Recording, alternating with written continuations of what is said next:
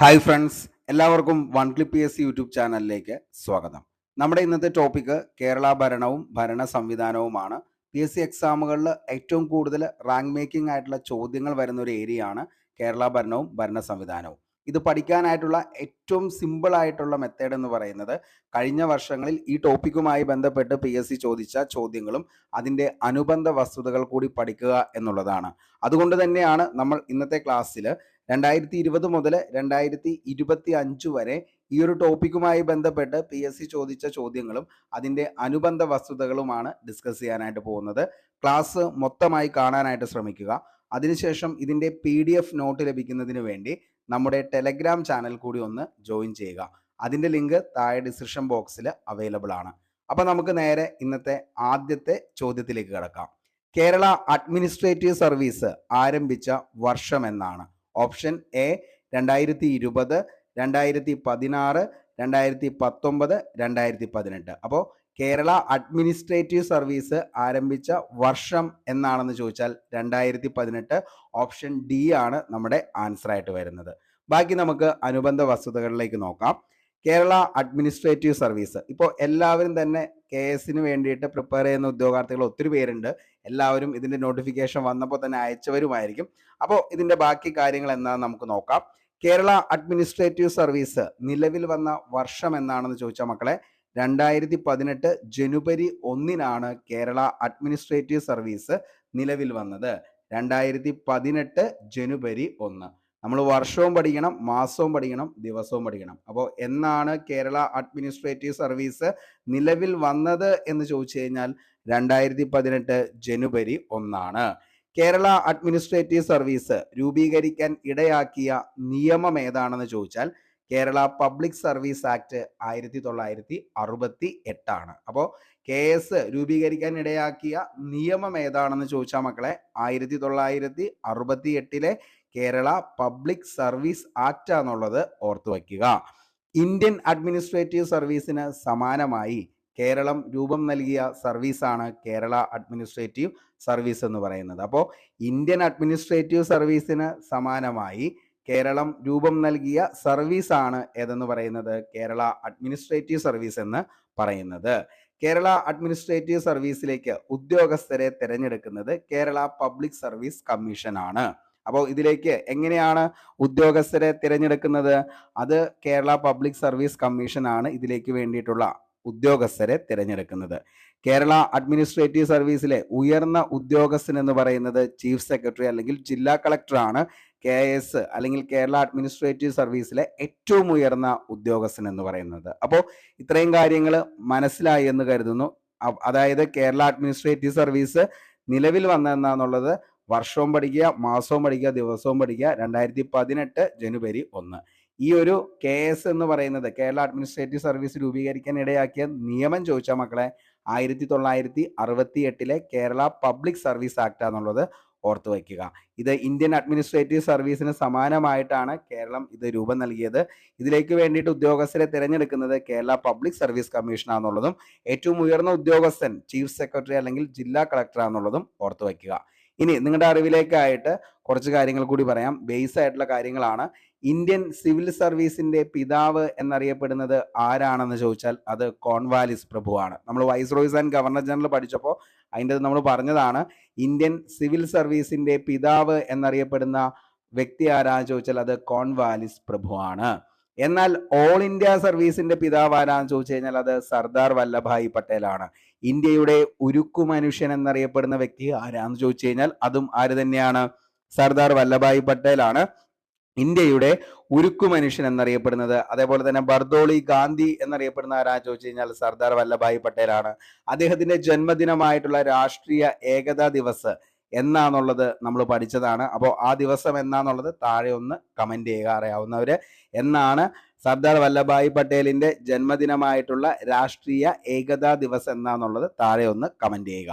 Civil service ദിനമായിട്ട് ആചരിക്കുന്നത് എന്നാണെന്ന് ചോദിച്ചു കഴിഞ്ഞാൽ ഏപ്രിൽ 21 സിവിൽ സർവീസ് ദിനമായിട്ട് ആചരിക്കുന്നത്. ഇന്ത്യൻ ഫോറിൻ സർവീസ് ദിനം എന്നാ ചോദിച്ചു കഴിഞ്ഞാൽ മക്കളെ അത് ഒക്ടോബർ 9 ഓർത്തു വയ്ക്കുക. ഓക്കെ, അപ്പോൾ മോർ ഇൻഫോർമേഷനിൽ നമ്മൾ പഠിക്കാനുള്ളത് ഇത്രയും കാര്യങ്ങളാണ്. 4 പോയിന്റ്സ് കിട്ടിയെന്ന് കരുതുന്നു. ഇന്ത്യൻ സിവിൽ സർവീസിന്റെ പിതാവ് എന്നറിയപ്പെടുന്നത് കോൺവാലിസ് പ്രഭു. ഓൾ ഇന്ത്യ സർവീസിന്റെ പിതാവ് എന്നറിയപ്പെടുന്നത് സർദാർ വല്ലഭായ് പട്ടേൽ. അദ്ദേഹത്തെക്കുറിച്ച് നമ്മൾ 2 പോയിന്റ്സ് എക്സ്ട്രാ പറഞ്ഞു. ഒന്നാണ് ഇന്ത്യയുടെ ഉരുക്കു മനുഷ്യൻ എന്നറിയപ്പെടുന്ന വ്യക്തി ആരാന്ന് ചോദിച്ചാൽ സർദാർ വല്ലഭായ് പട്ടേൽ. അതേപോലെ തന്നെ അദ്ദേഹത്തെ വിശേഷിപ്പിക്കുന്ന മറ്റൊരു വിശേഷണമാണ് ബർദോളി ഗാന്ധി എന്നറിയപ്പെടുന്ന ആരാന്ന് ചോദിച്ചു കഴിഞ്ഞാൽ അതും ആര് തന്നെയാ? നമ്മുടെ സർദാർ വല്ലഭായ് പട്ടേലാണ്. സിവിൽ സർവീസ് ദിനം എന്നാണ് ആചരിക്കുന്നത് ചോദിച്ചാൽ ഏപ്രിൽ 21 പറഞ്ഞു. ഇന്ത്യൻ ഫോറിൻ സർവീസ് ദിനമാണെങ്കിൽ ഒക്ടോബർ 9 ഓർത്തു വയ്ക്കുക. അപ്പൊ ഇത്രയും കാര്യങ്ങളാണ് ഇമ്പോർട്ടന്റ് ആയിട്ട് ഇതിൻ്റെ അകത്ത് പഠിക്കാനുള്ളൂ. നമുക്ക് അടുത്ത ചോദ്യത്തിലേക്ക് പോകാം.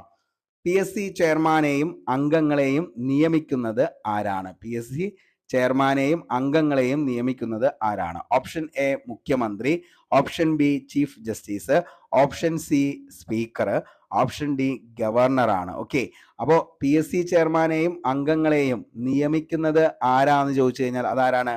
ഗവർണറാണ്. ഓക്കെ, കേരള സംസ്ഥാന പബ്ലിക് സർവീസ് കമ്മീഷൻ, അപ്പൊ കേരള സംസ്ഥാന പബ്ലിക് സർവീസ് കമ്മീഷനിലെ ജീവനക്കാരെ നിയമിക്കുന്നത് സംസ്ഥാന പബ്ലിക് സർവീസ് കമ്മീഷനാണ്. സംസ്ഥാന PSC ചെയർമാനെയും അംഗങ്ങളെയും നിയമിക്കുന്നത് ആരാന്ന് ചോദിച്ചു കഴിഞ്ഞാൽ ആരാണ്? അത് ഗവർണറാണ്. സംസ്ഥാന PSCയുടെ അംഗസംഖ്യ നിശ്ചയിക്കുന്നത് ആരാന്ന് ചോദിച്ചു കഴിഞ്ഞാൽ അതും ആര് തന്നെയാ? ഗവർണറാണ്. സംസ്ഥാന PSCയുടെ അംഗസംഖ്യ നിശ്ചയിക്കുന്നത് ഗവർണറാണ്. സംസ്ഥാന PSC ചെയർമാനെയും അംഗങ്ങളെയും നീക്കം ചെയ്യുന്നത് ആരാന്ന് ചോദിച്ചാൽ മക്കളെ അവിടെയാണ് നമ്മൾ പഠിക്കേണ്ടത്. അതായത് നിയമിക്കുന്നത് ഗവർണർ ആണെങ്കിലും ഇവരെയൊക്കെ നീക്കം ചെയ്യുന്നത്, അതായത് സംസ്ഥാന PSC ചെയർമാനെയും അംഗങ്ങളെയും ഒക്കെ നീക്കം ചെയ്യുന്നത് അവിടെയാണ് നമുക്ക് പഠിക്കേണ്ടത്. അത് പ്രസിഡന്റ് ആണ്. അപ്പോൾ നിയമിക്കുന്നത് ഗവർണർ ആണെങ്കിലും നീക്കം ചെയ്യുന്നത് പ്രസിഡന്റ് ആണെന്നുള്ളത് ഓർത്തു വയ്ക്കുക. സംസ്ഥാന PSC ചെയർമാനെയും അംഗങ്ങളുടെയും രാജിക്കത്ത് നൽകുന്നത് ആർക്കാന്ന് ചോദിച്ചാൽ അത് ഗവർണർക്കാണ്. അപ്പോൾ സംസ്ഥാന PSC ചെയർമാന്റെയും അംഗങ്ങളുടെയും രാജിക്കത്ത് നൽകുന്നത് ഗവർണർക്ക്.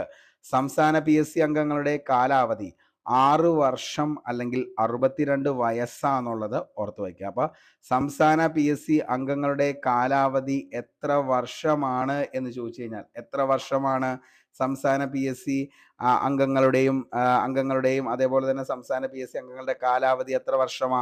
62 വയസ്സാണ്.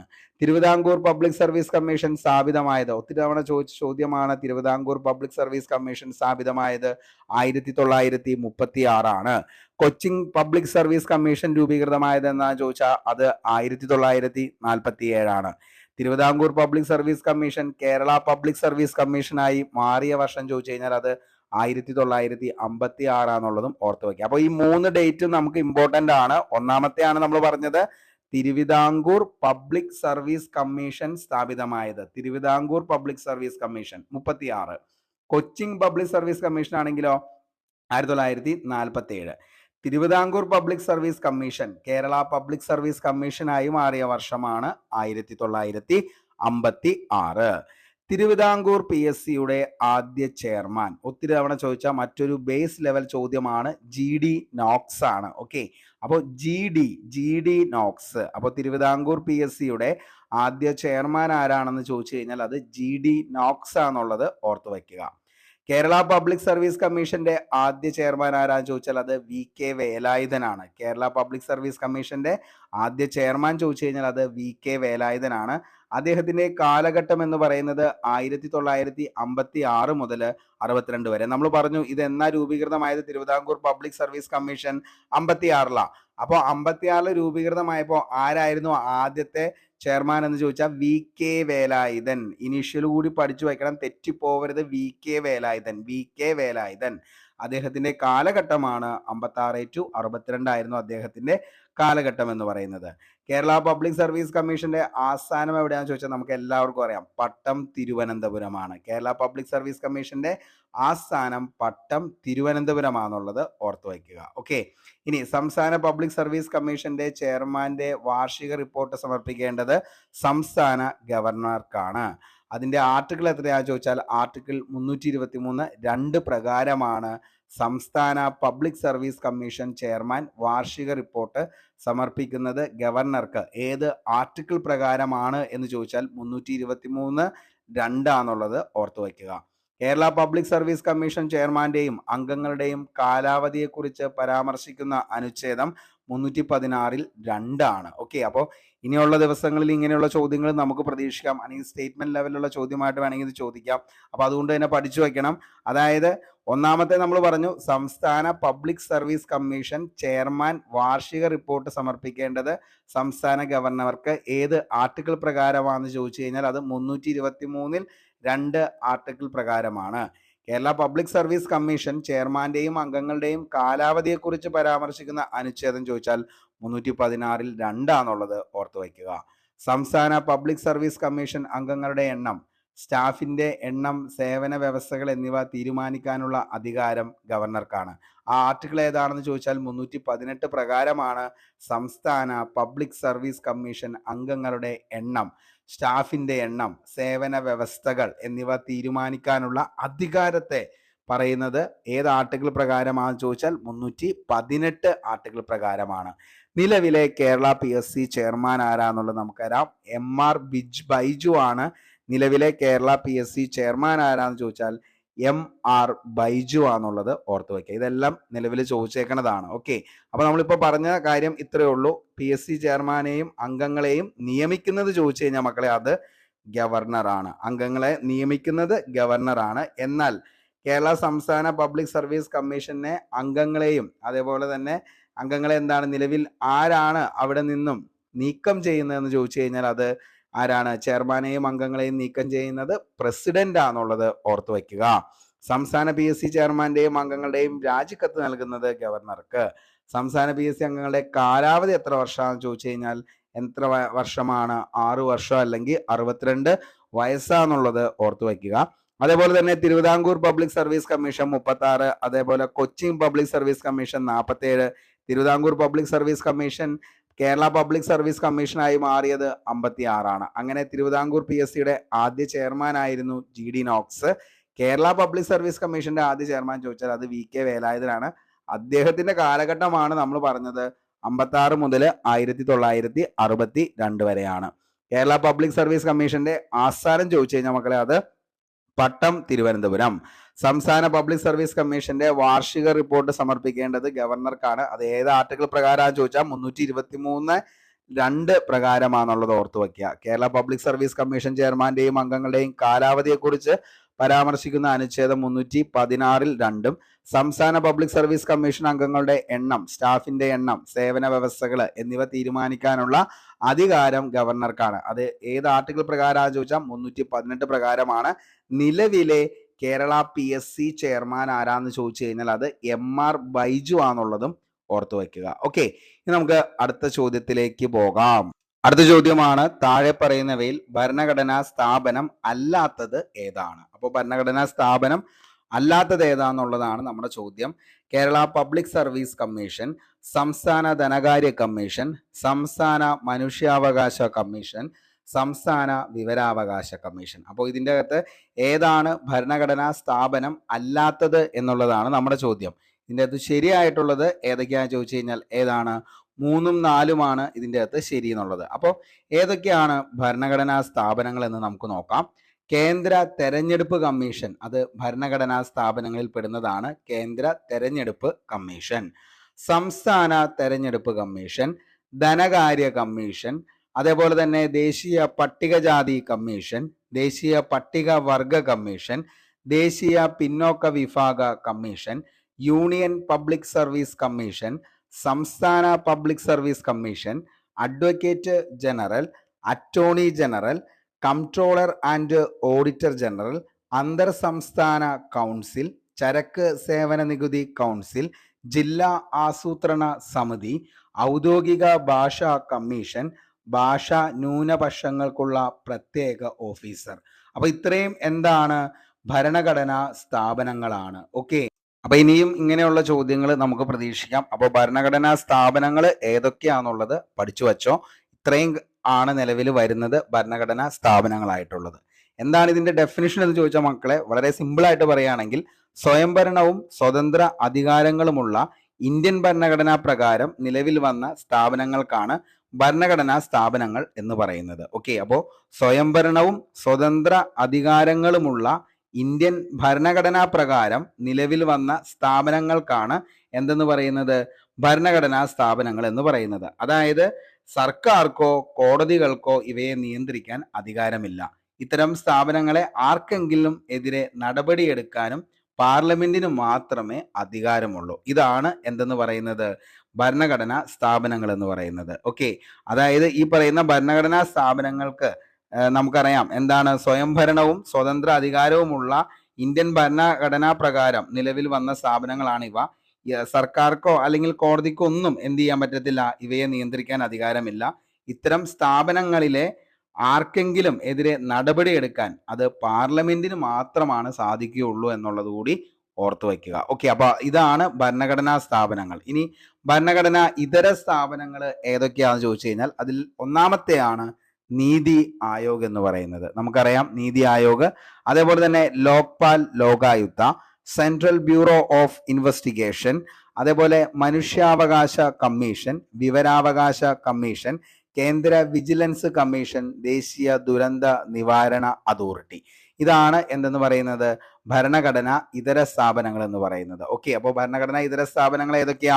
NITI Aayog, Lokpal, Lokayukta, central bureau of investigation, മനുഷ്യാവകാശ കമ്മീഷൻ, വിവരാവകാശ കമ്മീഷൻ, കേന്ദ്ര വിജിലൻസ് കമ്മീഷൻ, ദേശീയ ദുരന്ത നിവാരണ അതോറിറ്റി. ഓക്കെ, അപ്പൊ ഇത്രയും കാര്യങ്ങളൊന്ന് ഓർത്തു വെച്ചോ. അതേപോലെ തന്നെ ഏതൊക്കെയാണ് ഭരണഘടനാ സ്ഥാപനങ്ങൾ എന്നുള്ളത് കൂടി എന്ത് ചെയ്യുക, ഓർത്തു വെക്കുക. അപ്പോൾ അതിൻ്റെ നമ്മൾ പറഞ്ഞു എന്താണ്, സ്വയംഭരണവും സ്വതന്ത്ര അധികാരങ്ങളുമുള്ള ഇന്ത്യൻ ഭരണഘടനാ പ്രകാരം നിലവിൽ വന്ന സ്ഥാപനങ്ങൾക്കാണ് ഭരണഘടനാ സ്ഥാപനങ്ങൾ എന്ന് പറയുന്നത്.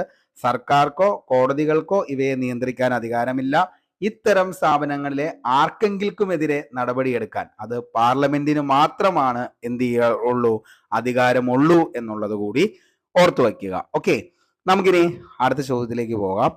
ഭരണഘടനയിൽ ഭരണഘടനാ ട്രൈബ്യൂണലിനെ പറ്റി പറയുന്ന അനുച്ഛേദം ഏതാണ്? അപ്പോൾ ഭരണഘടനയിൽ ഭരണഘടനാ ട്രൈബ്യൂണലിനെ പറ്റി പറയുന്ന അനുച്ഛേദം ഏതാണെന്ന് ചോദിച്ചാൽ ഓപ്ഷൻ എ അനുച്ഛേദം 323A, ഓപ്ഷൻ ബി അനുച്ഛേദം 326, ഓപ്ഷൻ സി അനുച്ഛേദം 325, ഓപ്ഷൻ ഡി അനുച്ഛേദം 322. അപ്പോൾ ഇതിൻ്റെ അകത്ത് ഭരണഘടനാ ട്രൈബ്യൂണലിനെ പറ്റി പറയുന്ന അനുച്ഛേദം ഏതാന്നുള്ളതാണ്. ഓക്കെ, അതേതാണ്? ആൻസർ ഡി, ആൻസർ എ ആണ്. 323A ആണ് ഭരണഘടനാ ട്രൈബ്യൂണലിനെ പറ്റി പരാമർശിക്കുന്ന അനുച്ഛേദം. അപ്പോൾ ഭരണഘടനയിൽ ഭരണഘടനാ ട്രൈബ്യൂണലിനെ പറ്റി പരാമർശിക്കുന്ന അനുച്ഛേദം ഏതൊക്കെയാണെന്ന് ചോദിച്ചു കഴിഞ്ഞാൽ 323A, 323B ആണ് ഭരണഘടനയിൽ ട്രൈബ്യൂണലിനെ പറ്റി പരാമർശിക്കുന്ന അനുച്ഛേദം.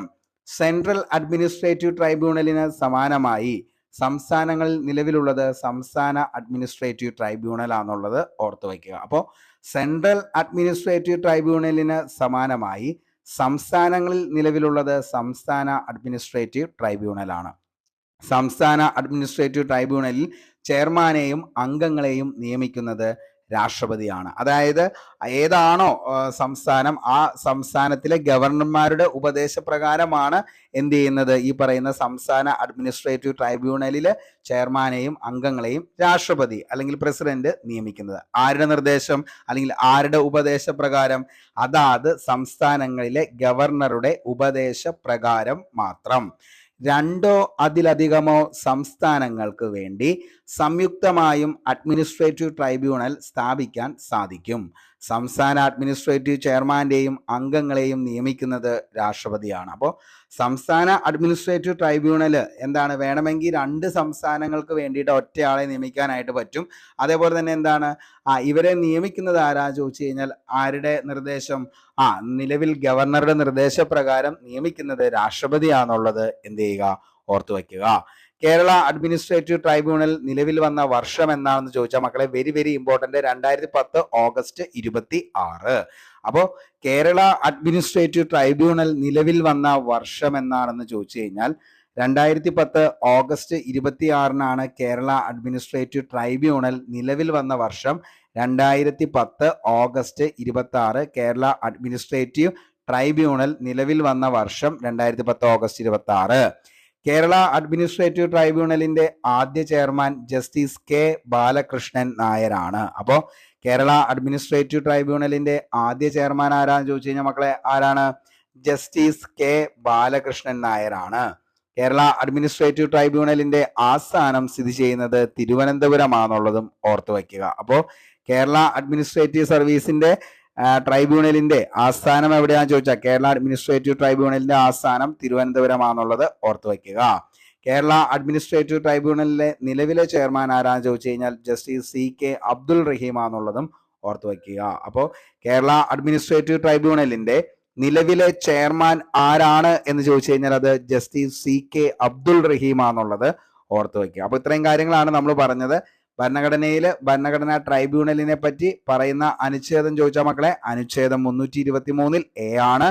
അതേപോലെ തന്നെ ഏതൊക്കെ അനുച്ഛേദമാണ് ഉപയോഗിക്കുന്നത് ചോദിച്ചു കഴിഞ്ഞാൽ 323B വരുന്നുണ്ട്. അപ്പോൾ ഭരണഘടനാ ട്രൈബ്യൂണലിനെ പറ്റി പരാമർശിക്കുന്ന അനുച്ഛേദം 323A 323B ആണ്. സെൻട്രൽ അഡ്മിനിസ്ട്രേറ്റീവ് ട്രൈബ്യൂണലിന് സമാനമായിട്ട് തന്നെയാണ് സംസ്ഥാനങ്ങളിൽ എന്ത് വന്നത്, സംസ്ഥാന അഡ്മിനിസ്ട്രേറ്റീവ് ട്രൈബ്യൂണൽ നിലവിൽ വന്നതെന്നുള്ളത് ഓർക്കുക. ഇനി സംസ്ഥാന അഡ്മിനിസ്ട്രേറ്റീവ് ട്രൈബ്യൂണൽ ചെയർമാനെയും അംഗങ്ങളെയും നിയമിക്കുന്നത് രാഷ്ട്രപതിയാണ്. അതാത് സംസ്ഥാനത്തിലെ ഗവർണർമാരുടെ ഉപദേശപ്രകാരം മാത്രമാണ് അങ്ങനെ എന്ത് ചെയ്യുന്നത്, രാഷ്ട്രപതി നിയമിക്കുന്നത്. രണ്ടോ അതിലധികമോ സംസ്ഥാനങ്ങൾക്ക് വേണ്ടി സംയുക്തമായും അഡ്മിനിസ്ട്രേറ്റീവ് ട്രൈബ്യൂണൽ സ്ഥാപിക്കാനായിട്ട് സാധിക്കും. സംസ്ഥാന അഡ്മിനിസ്ട്രേറ്റീവ് ചെയർമാന്റെ അംഗങ്ങളെ നിയമിക്കുന്നത് രാഷ്ട്രപതി. കേരള അഡ്മിനിസ്ട്രേറ്റീവ് ട്രൈബ്യൂണൽ നിലവിൽ വന്നത് എന്നാന്ന് ചോദിച്ചാൽ 2010 ഓഗസ്റ്റ് 26 കേരള അഡ്മിനിസ്ട്രേറ്റീവ് ട്രൈബ്യൂണലിന്റെ ആദ്യ ചെയർമാൻ ചോദിച്ചാൽ ജസ്റ്റിസ് K ബാലകൃഷ്ണൻ നായരാണ്. കേരള അഡ്മിനിസ്ട്രേറ്റീവ് ട്രൈബ്യൂണലിന്റെ ആസ്ഥാനം ചോദിച്ചു കഴിഞ്ഞാൽ അത് തിരുവനന്തപുരമാണ്. കേരള അഡ്മിനിസ്ട്രേറ്റീവ് ട്രൈബ്യൂണലിലെ നിലവിലെ ചെയർമാൻ ജസ്റ്റിസ് CK അബ്ദുൾ റഹീമാണ്. ഓക്കെ, നമുക്കിനി അടുത്ത ചോദ്യത്തിലേക്ക് പോവാം. നവകേരളം കർമ്മ പദ്ധതിയിൽ ഉൾപ്പെടാത്തത് താഴെ പറയുന്നവയിൽ ഏതാണെന്നുള്ളത് തിരഞ്ഞെടുക്കുക. അപ്പോൾ നവകേരളം കർമ്മ പദ്ധതിയിൽ ഉൾപ്പെടാത്തത് തിരഞ്ഞെടുക്കുക. നോക്കിയേ, ഓപ്ഷൻ നോക്കിയേ, ആർദ്രം പദ്ധതി. രണ്ടാമത്തെ ഹരിത കേരളം പദ്ധതി. മൂന്നാമത്തെ പൊതുവിദ്യാഭ്യാസ സംരക്ഷണ പദ്ധതി. നാലാമത്തെ തൊഴിലുറപ്പ് പദ്ധതി. അപ്പോൾ നവകേരളം കർമ്മ പദ്ധതിയിൽ ഉൾപ്പെടാത്തത് തിരഞ്ഞെടുക്കുക എന്നുള്ളതാണ് നമ്മുടെ ചോദ്യം. ഓക്കെ, അപ്പോൾ ഇന്നത്തെ ആൻസർ ഏതാണ്? തൊഴിലുറപ്പ് പദ്ധതിയാണ് എന്തെന്ന് പറയുന്നത്. നവകേരളം കർമ്മ പദ്ധതിയിൽ ഉൾപ്പെടാത്തത് ഏതാണെന്ന് ചോദിച്ചു കഴിഞ്ഞാൽ അത് തൊഴിലുറപ്പ് പദ്ധതിയാണ്. ഇതിന്റെ ബാക്കി വസ്തുതകൾ നമുക്കൊന്ന് നോക്കാം. തൊഴിലുറപ്പ് പദ്ധതി ആരംഭിച്ചത് 1993 ഒക്ടോബർ 2. ഓക്കെ, അപ്പോൾ തൊഴിലുറപ്പ് പദ്ധതി ആരംഭിച്ച വർഷം എന്നാണെന്ന് ചോദിച്ചാൽ മക്കളെ 1993 ഒക്ടോബർ 2. എംപ്ലോയ്മെന്റ് അഷുറൻസ് സ്കീം എന്നതാണ് ഇതിന്റെ ഇംഗ്ലീഷ് പേരെന്ന് പറയുന്നത്. അപ്പോൾ തൊഴിലുറപ്പ് പദ്ധതിയുടെ ഇംഗ്ലീഷ് ആണ് എന്തെന്ന് പറയുന്നത്, എംപ്ലോയ്മെന്റ് അഷുറൻസ് സ്കീം അല്ലെങ്കിൽ EAS എന്ന് പറയുന്നത്. തൊഴിലുറപ്പ് പദ്ധതി ആരംഭിക്കുന്ന സമയത്ത് ഇന്ത്യൻ പ്രധാനമന്ത്രി ആരായിരുന്നു എന്ന് ചോദിച്ചാൽ PV നരസിംഹറാവു ആണ്. ഓക്കെ, അപ്പോൾ തൊഴിലുറപ്പ് പദ്ധതി ആരംഭിക്കുന്ന സമയത്ത് ഇന്ത്യൻ പ്രധാനമന്ത്രി ആരായിരുന്നു എന്ന് ചോദിച്ചു കഴിഞ്ഞാൽ ആരാണ്? PV നരസിംഹറാവു ആണ്. തൊഴിലുറപ്പ് പദ്ധതി ആരംഭിക്കുന്ന സമയത്തെ ഇന്ത്യൻ പ്രധാനമന്ത്രി PV നരസിംഹറാവു. തൊഴിലുറപ്പ് പദ്ധതി ആരംഭിക്കുന്ന സമയം അനി ഏത് പഞ്ചവത്സര പദ്ധതിയുടെ കാലത്താണ് തൊഴിലുറപ്പ് പദ്ധതി ആരംഭിച്ചതെന്ന് ചോദിച്ചാൽ അത് 8ാം പഞ്ചവത്സര പദ്ധതി. ഓക്കെ, അപ്പോൾ തൊഴിലുറപ്പ് പദ്ധതി ആരംഭിച്ച പഞ്ചവത്സര പദ്ധതി ഏതാണെന്ന് ചോദിച്ചാൽ മക്കളെ അത് 8ാം പഞ്ചവത്സര പദ്ധതിയാണെന്നുള്ളത് ഓർത്തു വെക്കുക. ഗ്രാമപ്രദേശങ്ങളിലെ ഒരു കുടുംബത്തിൽ നിന്നും പരമാവധി 2 ഉപഭോക്താക്കൾക്ക് നിയമാനുസൃത മിനിമം വേതനത്തിൽ പരമാവധി 100 ദിവസം തൊഴിൽ ലഭ്യമാക്കാനാണ് പദ്ധതി രൂപകൽപ്പന ചെയ്തത്. അപ്പോൾ എന്താണ് ഈ തൊഴിലുറപ്പ് പദ്ധതി എന്ന് ചോദിച്ചു കഴിഞ്ഞാൽ ഗ്രാമപ്രദേശങ്ങളിലെ ഒരു കുടുംബത്തിൽ നിന്നും പരമാവധി 2 പേർക്ക് ഉപഭോക്താക്കൾക്ക് നിയമാനുസൃത മിനിമം വേതനത്തിൽ പരമാവധി 100 ദിവസം തൊഴിൽ ലഭ്യമാക്കാനാണ് ഈ പദ്ധതി രൂപകൽപ്പന ചെയ്തത്. ഇതിന്റെ ലക്ഷ്യങ്ങൾ എന്തൊക്കെയാണെന്ന് ചോദിച്ചു കഴിഞ്ഞാൽ കാർഷിക മേഖലയിൽ തൊഴിൽ കുറയുന്ന സാഹചര്യങ്ങളിൽ ഗ്രാമീണ മേഖലകളിലെ തൊഴിലന്വേഷകർക്കും എന്നാൽ അത് കണ്ടെത്താൻ കഴിയാത്തവർക്കും ആദായകരമായ തൊഴിൽ പ്രദാനം ചെയ്യുക എന്നതാണ് പദ്ധതിയുടെ പ്രാഥമിക ലക്ഷ്യം. സുസ്ഥിരമായ തൊഴിലിനും വികസനത്തിനുമായി സാമ്പത്തിക അടിസ്ഥാന സൗകര്യങ്ങളും കമ്മ്യൂണിറ്റി ആസ്തികളും സൃഷ്ടിക്കുക എന്നതാണ് രണ്ടാമത്തെ ലക്ഷ്യം എന്ന് പറയുന്നത്. ഓക്കെ, അപ്പോൾ എന്തൊക്കെയാണ് ഇതിന്റെ പ്രധാന ലക്ഷ്യം എന്ന് ചോദിച്ചു കഴിഞ്ഞാൽ കാർഷിക മേഖലയിൽ തൊഴിൽ കുറയുന്ന സാഹചര്യങ്ങളിൽ ഗ്രാമീണ മേഖലകളിലെ തൊഴിലന്വേഷകർക്കും എന്നാൽ അത് കണ്ടെത്താൻ കഴിയാത്തവർക്കും ആദായകരമായ തൊഴിൽ പ്രദാനം ചെയ്യുക എന്നതാണ് പദ്ധതിയുടെ പ്രാഥമിക ലക്ഷ്യം. സുസ്ഥിരമായ തൊഴിലിനും വികസനത്തിനുമായി സാമ്പത്തിക അടിസ്ഥാന സൗകര്യങ്ങളും കമ്മ്യൂണിറ്റി ആസ്തികളും സൃഷ്ടിക്കുക എന്നതാണ് രണ്ടാമത്തെ ലക്ഷ്യം. തൊഴിലുറപ്പ് പദ്ധതി എല്ലാ ബ്ലോക്കുകളിലും വ്യാപിപ്പിച്ച വർഷം എന്നാണെന്ന് ചോദിച്ചാൽ 1997 തൊഴിലുറപ്പ് പദ്ധതി എല്ലാ ബ്ലോക്കുകളിലും വ്യാപിപ്പിച്ച വർഷം 1997. തൊഴിലുറപ്പ് പദ്ധതിയിലൂടെ തൊഴിൽ നേടുന്നവരുടെ രേഖ സൂക്ഷിക്കേണ്ടത് ഗ്രാമപഞ്ചായത്തുകളിലാണ്. അപ്പോൾ തൊഴിലുറപ്പ് പദ്ധതിയിലൂടെ തൊഴിൽ നേടുന്നവരുടെ രേഖ സൂക്ഷിക്കേണ്ടത് ഗ്രാമപഞ്ചായത്തുകളിലാണ്. തൊഴിലുറപ്പ് പദ്ധതിയുടെ കേന്ദ്ര സംസ്ഥാന വിഹിതം എന്ന് പറയുന്നത് 80:20 ആണെന്നുള്ളതും ഓർത്തു വയ്ക്കുക. അപ്പോൾ തൊഴിലുറപ്പ് പദ്ധതിയുടെ കേന്ദ്ര സംസ്ഥാന വിഹിതം 80:20. തൊഴിലുറപ്പ് പദ്ധതി ഒരു കേന്ദ്ര സർക്കാർ പദ്ധതിയാണ്. ഗ്രാമങ്ങളിൽ താമസിക്കുന്ന 18 വയസ്സിന് മുകളിലുള്ളവരും 60 വയസ്സിന് താഴെയുള്ളവരുമായ എല്ലാ പുരുഷന്മാർക്കും സ്ത്രീകൾക്കും പദ്ധതിയുടെ പരിരക്ഷ ലഭിക്കുന്നു. ഓക്കെ, അപ്പോൾ ഗ്രാമങ്ങളിൽ താമസിക്കുന്ന 18 വയസ്സിന് മുകളിലുള്ളവരും 60 വയസ്സ് താഴെയുള്ളവരുമായ എല്ലാ പുരുഷന്മാർക്കും സ്ത്രീകൾക്കും പദ്ധതിയുടെ പരിരക്ഷ ലഭിക്കുന്നു. തൊഴിലുറപ്പ് പദ്ധതി നടപ്പിലാക്കുന്ന ഏജൻസികൾ ഗ്രാമപഞ്ചായത്തുകൾ, ബ്ലോക്ക് ഡെവലപ്മെന്റ് ഓഫീസർമാർ, വിവിധ ഡിപ്പാർട്ട്മെന്റുകളിലെ ജില്ലാ ഓഫീസർമാർ, NGOകൾ. ഇത്രയാണ് തൊഴിലുറപ്പ് പദ്ധതി നടപ്പിലാക്കുന്ന ഏജൻസികൾ ചോദിച്ചു കഴിഞ്ഞാൽ. ചിലപ്പോൾ താഴെ പറയുന്നതിൽ തൊഴിലുറപ്പ് പദ്ധതികൾ നടപ്പാക്കുന്ന ഏജൻസികളിൽ ഉൾപ്പെടാത്തത് ഏതാണ് അല്ലെങ്കിൽ ഉൾപ്പെട്ടത് ഏതാണ് എന്നൊക്കെ ചോദിക്കാറുണ്ട്. അപ്പം അങ്ങനെ ചോദിക്കുമ്പോൾ നമുക്ക് അറിയാൻ പറ്റണം ഗ്രാമപഞ്ചായത്തുകൾ, ബ്ലോക്ക് ഡെവലപ്മെന്റ് ഓഫീസർമാർ, വിവിധ ഡിപ്പാർട്ട്മെന്റുകളിലെ ജില്ലാ ഓഫീസർമാർ, NGOകൾ. ഇവരൊക്കെയാണ് തൊഴിലുറപ്പ് പദ്ധതി നടപ്പിലാക്കുന്ന ഏജൻസികൾ എന്ന് പറയുന്നത്. അപ്പോൾ ഇത്രയാണ് നമ്മൾ ഇതിൻ്റെ അകത്ത് പഠിച്ചത്. അതായത് നവകേരളം കർമ്മ പദ്ധതിയിൽ ഉൾപ്പെടാത്തത് അപ്പോൾ ഏതാണെന്ന് ചോദിച്ചു കഴിഞ്ഞാൽ ഏതാണ്? നമ്മുടെ തൊഴിലുറപ്പ് പദ്ധതിയാണ് നവകേരളം പദ്ധതിയിൽ ഉൾപ്പെടാത്തത് എന്നുള്ളത് ഓർത്തു വയ്ക്കുക. അതേപോലെ തന്നെ തൊഴിലുറപ്പ് പദ്ധതി എന്നാണ് ആരംഭിച്ചത് എന്ന് ചോദിച്ചു കഴിഞ്ഞാൽ എന്നാണ് ആരംഭിച്ചത്? തൊഴിലുറപ്പ് പദ്ധതി ആരംഭിച്ചത് എന്നാന്ന് ചോദിച്ചു കഴിഞ്ഞാൽ 1993 ഒക്ടോബർ 2 ഓർത്തു വയ്ക്കുക. അതേപോലെ തന്നെ എന്താണ് ഇതിന്റെ ഇംഗ്ലീഷ് പേരെന്ന് ചോദിച്ചു കഴിഞ്ഞാൽ എന്താണ്? എംപ്ലോയ്മെന്റ് അഷ്വറൻസ് സ്കീം എന്നുള്ളതാണ് ഇതിന്റെ ഇംഗ്ലീഷ് പേരെന്ന് പറയുന്നത്. ഓക്കെ, അതേപോലെ തന്നെ എന്താണ് തൊഴിലുറപ്പ് പദ്ധതി ആരംഭിച്ചത് ഏത് പഞ്ചവത്സര പദ്ധതിയുടെ കാലത്താന്ന് ചോദിച്ചാൽ ഏതാ? 8ാം പഞ്ചവത്സര പദ്ധതി.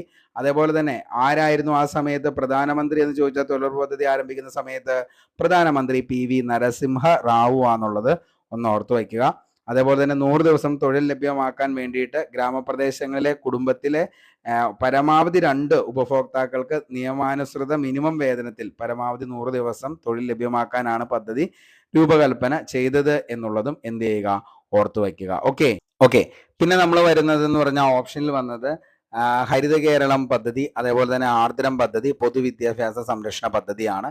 അതിൻ്റെ അകത്ത് എന്താണ് ഈ പറയുന്ന ഹരിത കേരളം പദ്ധതി എന്ന് ചോദിച്ചു കഴിഞ്ഞാൽ അതിൻ്റെ അകത്ത് വരുന്ന കുറച്ച് കാര്യങ്ങൾ വേണമെങ്കിൽ നമുക്ക് ജസ്റ്റ് ഒന്ന് ഓടിച്ചു നോക്കാം. കാരണം എന്താണ് നിലവിൽ ചോദിക്കാനൊക്കെ ഉള്ള ചാൻസ് ഉണ്ട്. അപ്പോൾ കൃഷി, ജലസംരക്ഷണം, ശുചിത്വം എന്നിവ ലക്ഷ്യമാക്കി കേരള സർക്കാർ ആരംഭിച്ച പദ്ധതിയാണ് ഹരിത കേരളം മിഷൻ എന്ന് പറയുന്നത്. ഹരിത കേരള പദ്ധതി ഉദ്ഘാടനം ചെയ്തത് 2016 ഡിസംബർ 8 പിണറായി വിജയനാണ്, ബഹുമാനപ്പെട്ട മുഖ്യമന്ത്രി. ഹരിത കേരള പദ്ധതിയുടെ അധ്യക്ഷൻ ആരാന്ന് ചോദിച്ചു കഴിഞ്ഞാൽ പിണറായി വിജയൻ. അതേപോലെ ഹരിത കേരള പദ്ധതിയുടെ ഉപാധ്യക്ഷൻ ചോദിച്ചു കഴിഞ്ഞാൽ TN സീമയാണ്. ഓക്കെ, ഹരിത കേരളം പദ്ധതിയുടെ ബ്രാൻഡ് അംബാസിഡർ ആണ് KJ യേശുദാസ്. ഹരിത കേരള മിഷന്റെ മുഖ്യ ലക്ഷ്യങ്ങൾ എന്താണെന്ന് ചോദിച്ചു കഴിഞ്ഞാൽ വൃത്തിയും ജലസമൃദ്ധിയും വീണ്ടെടുക്കുക, സുരക്ഷിത ഭക്ഷ്യവസ്തുക്കളുടെ ഉൽപാദനം വർദ്ധിപ്പിക്കുക, കാലാവസ്ഥാ വ്യതിയാനം നേരിടുന്നതിനുള്ള പ്രവർത്തനങ്ങൾ എന്ത് ചെയ്യുക? ഊർജിതമാക്കുക. ഇതൊക്കെയാണ് ഹരിത കേരള മിഷന്റെ പ്രധാനപ്പെട്ട ലക്ഷ്യങ്ങൾ എന്ന് പറയുന്നത്. നവകേരളം കർമ്മ പദ്ധതിയിൽ വരുന്നതാണ് ലൈഫ് പദ്ധതി, അതേപോലെ തന്നെ ആർദ്രം മിഷൻ എന്ന് പറയുന്നത്. അതിൻ്റെ അകത്ത് ആർദ്രം മിഷൻ എന്ന് പറയുന്നത് എന്താണെന്ന് ചോദിച്ചാൽ ആർദ്രം മിഷൻ പ്രധാനമായും രൂപകൽപ്പന ചെയ്തിരിക്കുന്നത് സർക്കാർ ആശുപത്രികളുടെ വിപുലീകരണമാണ്. അതേപോലെ തന്നെ പ്രാഥമിക ആരോഗ്യ കേന്ദ്രങ്ങളെ കുടുംബാരോഗ്യ കേന്ദ്രങ്ങളാക്കി മാറ്റൽ. ഇതൊക്കെയാണ് ആർദ്രം മിഷന്റെ പ്രധാനപ്പെട്ട കാര്യങ്ങൾ എന്ന് പറയുന്നത്. അതേപോലെ തന്നെ ജീവിതശൈലി രോഗങ്ങളിൽ നിന്നുള്ള പരിരക്ഷ, കുറഞ്ഞ ചെലവിൽ മരുന്നുകൾ ലഭ്യമാക്കൽ, ആരോഗ്യ സ്ഥാപനങ്ങളിൽ തദ്ദേശ സ്വയംഭരണ സ്ഥാപനങ്ങൾക്ക് കൂടുതൽ ഉത്തരവാദിത്തങ്ങൾ, ഇതൊക്കെയാണ് ആർദ്രം മിഷനുമായി ബന്ധപ്പെട്ട് ഉള്ള കാര്യങ്ങൾ എന്ന് പറയുന്നത്. ഇതിൻ്റെ ലക്ഷ്യങ്ങൾ ഒക്കെ നമുക്ക് പഠിക്കാനായിട്ടുള്ളതാണ്. അതേപോലെ വരുന്നതാണ് ലൈഫ് പദ്ധതി. സ്വന്തമായി ഭൂമിയുള്ളവർക്ക് വീട് പൂർത്തിയാക്കുവാനായി തരത്തിലുള്ള ധനസഹായം ഉറപ്പാക്കുകയും നിർമ്മാണം പൂർത്തിയാകാത്ത വീടുകളുടെ നവീകരണത്തിന് സഹായം ലഭ്യമാക്കുകയും അതോടൊപ്പം ഭൂരഹിത ഭവനരഹിത കുടുംബങ്ങൾക്ക് ഭവന സമുച്ചയങ്ങൾ അടിസ്ഥാനമാക്കിയുള്ള സമഗ്ര പുനരധിവാസ പദ്ധതിയും സ്വന്തം ജീവനോപാധി കണ്ടെത്താനുള്ള കൈത്താങ്ങും ലൈഫ് പദ്ധതി ലക്ഷ്യമിടുന്നു. അപ്പോൾ ജസ്റ്റ് ഒന്ന് പറഞ്ഞു എന്ന് മാത്രമേ ഉള്ളൂ. അപ്പോൾ ഇത് ഡീറ്റെയിൽ ആയിട്ട് വേണമെങ്കിൽ സാമൂഹിക ക്ഷേമവും സുരക്ഷയും എന്ന് പറയുന്നൊരു ടോപ്പിക്ക് നമുക്ക് പഠിക്കാനുണ്ട്. അതിൻ്റെ അകത്ത് വരുന്നതാണ് ഈ പറയുന്ന നവകേരളം കർമ്മ പദ്ധതി, ആർദ്രം മിഷൻ, അതേപോലെ തന്നെ ഈ പറയുന്ന പൊതുവിദ്യാഭ്യാസ സംരക്ഷണ യജ്ഞത്തിലെ പദ്ധതികൾ, ഹരിത മിഷൻ എന്നൊക്കെ പറയുന്നത്. അപ്പോൾ അത് നമുക്ക് ഡീറ്റെയിൽ ആയിട്ട് വേണമെങ്കിൽ നിങ്ങൾക്ക് ആവശ്യമുണ്ടെങ്കിൽ താഴെ ഒന്ന് കമൻറ്റ് ചെയ്താൽ മതി, നമുക്ക് ബാക്കി കാര്യങ്ങൾ പറയാം. അപ്പോൾ ഈ ക്ലാസ് കണ്ടു കഴിഞ്ഞതിന് ശേഷം ഇതിൻ്റെ PDF നോട്ട് ലഭിക്കുന്നതിന് വേണ്ടി നമ്മുടെ ടെലഗ്രാം ചാനലിൽ ജോയിൻ ചെയ്തോ. അതിൻ്റെ ലിങ്ക് താഴെ ഡിസ്ക്രിപ്ഷൻ ബോക്സിൽ അവൈലബിൾ ആണ്. അപ്പോൾ ഇന്നത്തെ ക്ലാസ് എല്ലാവർക്കും ഇഷ്ടപ്പെട്ടു എന്ന് കരുതുന്നു. ഇഷ്ടപ്പെട്ടെങ്കിൽ ഉറപ്പായിട്ടും ലൈക്ക് ചെയ്യുക. നിങ്ങളുടെ അഭിപ്രായം താഴെ കമൻറ്റ് ബോക്സിൽ രേഖപ്പെടുത്തുക. ഉപകാരപ്രദമാണ് എന്ന് തോന്നുകയാണെങ്കിൽ നിങ്ങളുടെ സുഹൃത്തുക്കളിലേക്കും ഒന്ന് ഷെയർ ചെയ്യുക. അപ്പോൾ നമുക്ക് പുതിയൊരു വീഡിയോയുമായി വീണ്ടും കണ്ടുമുട്ടാം. നമ്മൾ പഠിച്ച കാര്യങ്ങളൊക്കെ അടുത്ത എക്സാമുകളിൽ വരട്ടെ എന്ന് ആത്മാർത്ഥമായി സർവേശ്വരനോട് പ്രാർത്ഥിച്ചുകൊണ്ട് നിർത്തുന്നു. Signing off, Arun Kombanadan. Thank you.